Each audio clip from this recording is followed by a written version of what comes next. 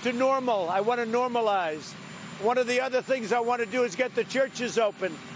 The churches are not being treated with respect by a lot of the Democrat governors. I want to get our churches open, and we're going to take a very strong position. I want to normalize.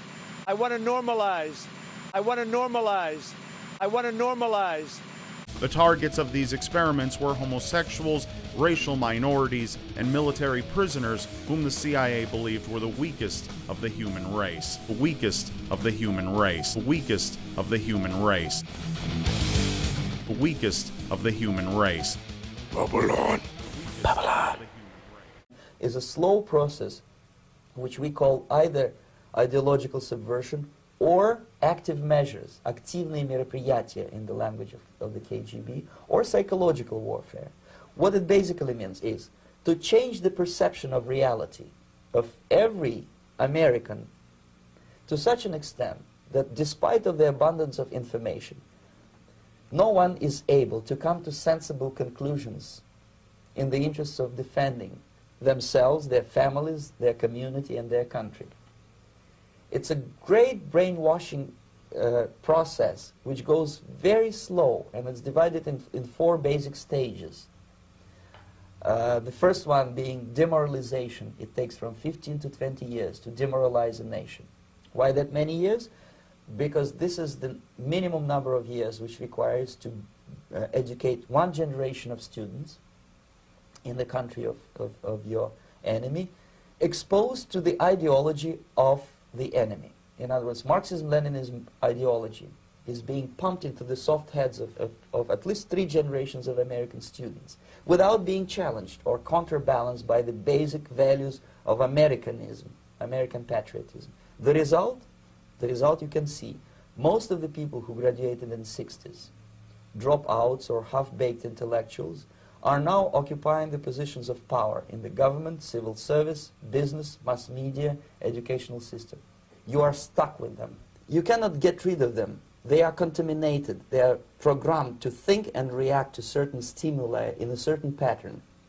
You cannot change their mind, even if you expose them to authentic information, even if you prove that white is white and black is black. You still cannot change the basic perception and the logic of behavior. In other words, these people, the process of demoralization is complete and irreversible. To get rid society of these people, you need another 20 or 15 years to educate a new generation of patriotically minded and common sense people who would be acting in favor and in the interests of the United States society. And yet these people who've been programmed and, as you say, in place, and Yes. who are favorable to an opening with the Soviet concept, these are the very people who would be marked for extermination in this country? Most of them, yes. Simply because the psychological shock when they will see in future what the beautiful society of equality and social justice means in practice, obviously they will revolt. They will be very unhappy, frustrated people. And the Marxist-Leninist regime does not tolerate these people. Obviously they will join the links of dissenters, dissidents. Unlike in present United States, there will be no place for dissent in future Marxist-Leninist America. Here you can get popular like Daniel Ellsberg and filthy rich like Jane Fonda for being dissident, for criticizing your Pentagon. In future, these people will be simply squashed like cockroaches. Nobody is going to pay them nothing for their beautiful, noble ideas of equality. This they don't understand, and it will be the greatest shock for them, of course. The demoralization process in the United States is basically completed already. For the last 25 years, actually it's overfulfilled, because demoralization now reaches such areas where previously not even Comrade Andropov and all his experts would even dream of such a tremendous success. Most of it is done by Americans to Americans, thanks to lack of moral standards. As I mentioned before, exposure to true information does not matter anymore. A person who was demoralized is unable to assess true information. The facts tell nothing to him. Even if I shower him with information, with authentic proof, with documents, with pictures, even if I take him by force to the Soviet Union and show him concentration camp, he will refuse to believe it until he is going to receive a kick in his fat bottom. When a military boot crashes his, then he will understand, but not before that. That's the tragic of the situation of demoralization. So basically America is stuck with demoralization, and unless, even if you start right now, here, this minute, you start educating new generation of Americans, it will still take you 15 to 20 years to turn the tide of ideological perception of reality back to normalcy and patriotism. The next stage is destabilization. This time, subverter does not care about your ideas and the patterns of your consumption. Whether you eat junk food and get fat and flabby, it doesn't matter anymore. This time, and it takes only from 2 to 5 years to destabilize a nation, what matters is essentials: economy, foreign relations, defense systems.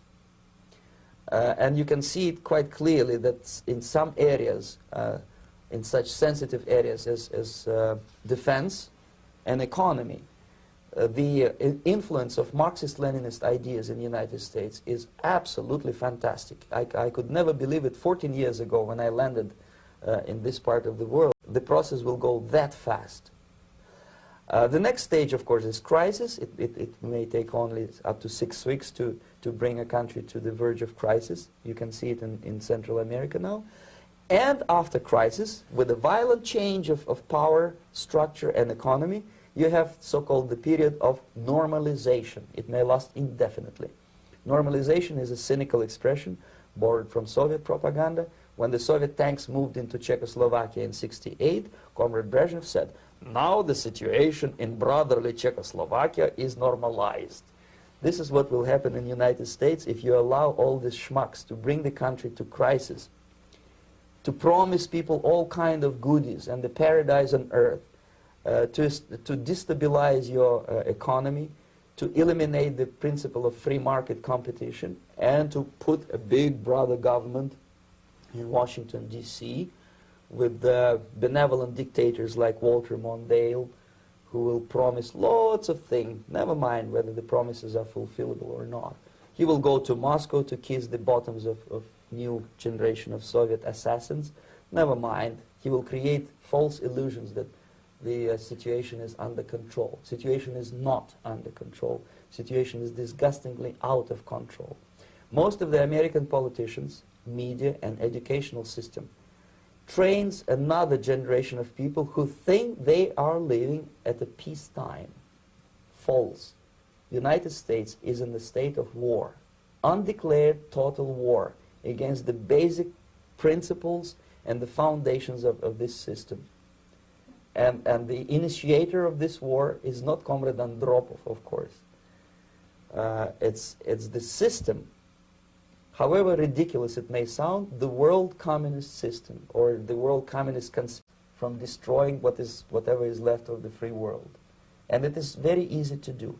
No credits, no technology, no money, no political or diplomatic recognition, and of course no such idiocy as grain deals to USSR.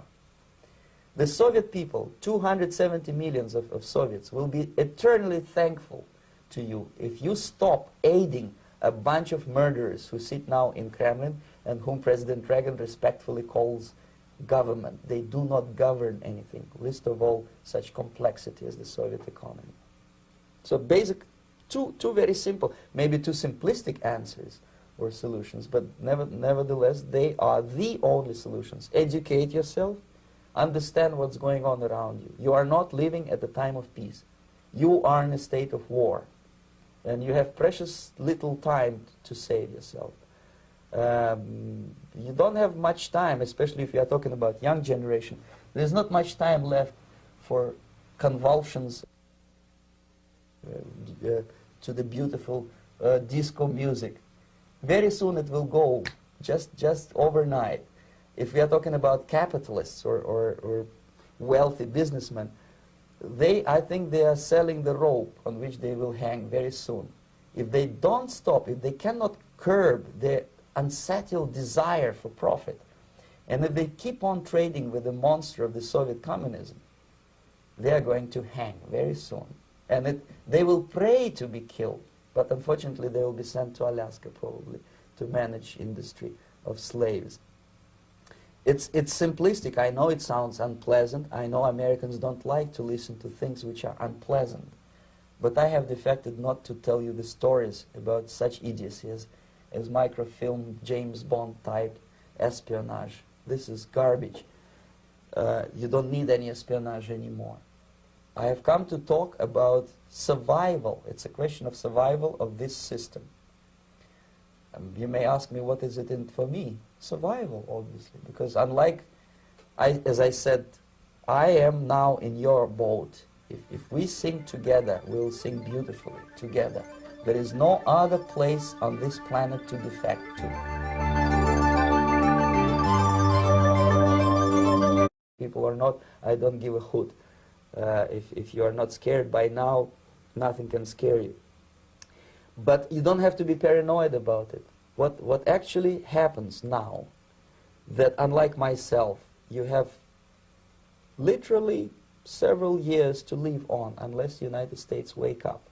The time bomb is ticking. With every second, the disaster is coming closer and closer. Unlike myself, you will have nowhere to defect to, unless you want to live in Antarctica with penguins. This is it. This is the last country of freedom and possibility. Okay, so what do we do? What is your recommendation to the American people?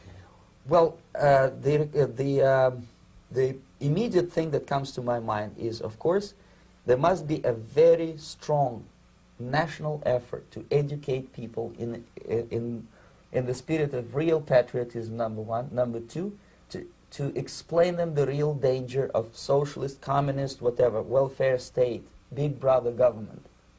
If people will fail to grasp the impending danger of that development, nothing ever can help United States. You may kiss goodbye to your freedom, including freedoms to homosexuals, to prison inmate. All this freedom will vanish, evaporate in 5 seconds, including your precious lives. The second thing, the moment at least part of the United States population is convinced that the danger is real, they have to force their government. And I'm not talking about sending letters, signing petitions, and all this beautiful, noble activity. I'm talking about forcing United States government to stop aiding communism. Because there is no other problem more burning and urgent than to stop the Soviet military-industrial complex from destroying what